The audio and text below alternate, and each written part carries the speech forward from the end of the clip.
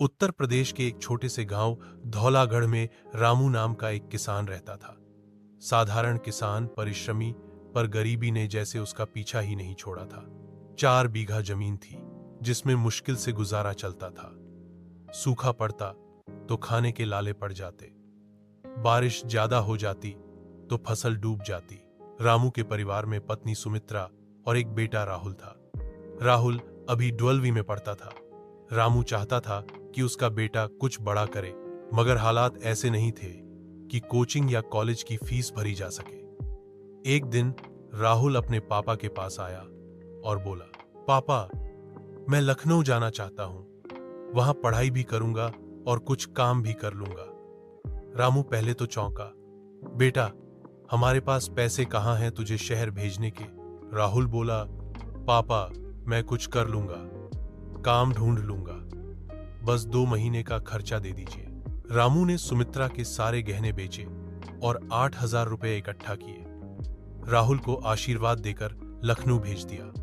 एक दिन राहुल अपने पापा के पास आया और बोला, पापा, मैं लखनऊ जाना चाहता हूं, वहां पढ़ाई भी करूंगा और कुछ काम भी कर लूंगा। रामू पहले तो चौंका। बेटा, हमारे पास पैसे कहां हैं तुझे शहर भेजने के? राहुल बोला, पापा, मैं कुछ कर लूंगा, काम ढूंढ लूंगा, बस 2 महीने का खर्चा दे दीजिए। 1 साल बाद राहुल गांव लौटा। माँ पिता ने गले लगा लिया। रामू की आंखों में गर्व था। गांव के लोग पूछते थे, बेटा, तूने क्या जादू किया? राहुल ने जवाब दिया, ना कोई जादू, ना चमत्कार, बस माँ की सिखाई बिरयानी और पापा की मेहनत की विरासत। राहुल ने गांव में एक नया आइडिया रखा, हम एक बिरयानी यूनिट बनाएंगे। गांव के किसान चावल, मसाले उगाएंगे और हम यहां से पूरे उत्तर भारत में सप्लाई करेंगे। रामू ने सुमित्रा के सारे गहने बेचे और 8,000 रुपये इकट्ठा किए। राहुल को आशीर्वाद देकर लखनऊ भेज दिया।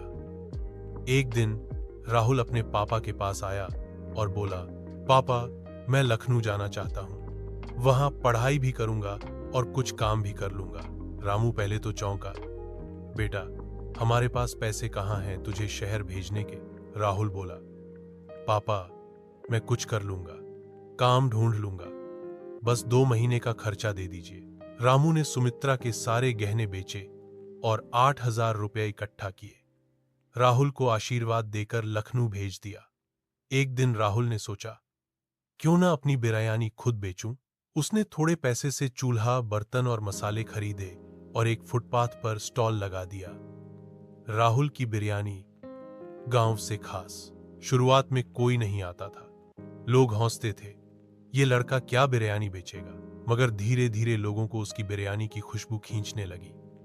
पहले दिन 5 प्लेट बिकी, फिर 10, फिर 20। राहुल मेहनत करता, रात भर बिरयानी बनाता और सुबह स्टॉल लगाता। एक रात नगर निगम के लोग आए और स्टॉल हटा दिया। बिना लाइसेंस के दुकान नहीं लगा सकते कहकर भगा दिया। राहुल टूटा नहीं, अगली सुबह फिर पहुंचा, मगर इस बार एक नया उपाय था। एक ठेले पर बिरयानी रखी और घुमा घुमा कर बेचना शुरू किया। अब लोगों को उसका अंदाज पसंद आने लगा। बिरयानी लाजवाब थी। लोग इंतजार करते थे कि कब आएगा वो ठेले वाला लड़का। गांव में रामू को चिंता खाए जा रही थी। बेटे की कोई खबर नहीं थी। एक दिन किसी जानकार ने कहा, आपका बेटा तो लखनऊ में मशहूर हो रहा है। अखबार में उसका नाम आया था। गांव से आया लड़का जो लखनऊ की गलियों में बिरयानी का बादशाह बन रहा है। रामू को यकीन नहीं हुआ। अखबार में राहुल की तस्वीर देखी तक